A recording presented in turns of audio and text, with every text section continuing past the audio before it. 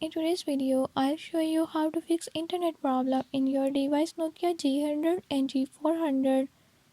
In this video, I'm gonna tell you a few tips and tricks that you can use to fix it. If you found these tips helpful, press the subscribe button and ring the notification bell. Make sure to watch complete video and learn how you can do it. Let's watch the video.